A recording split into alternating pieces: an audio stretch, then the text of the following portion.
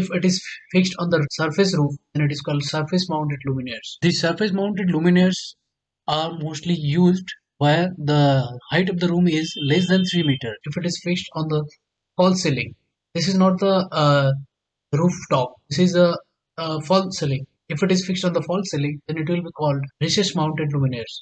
These luminaires used where mostly used in industries where cable trays and viaducts are present under the roof. So to cover all these, a false ceiling is used, and will fix the luminaires on the false ceiling. If it is hanging from the surface, then it will be called suspended mounted luminaires.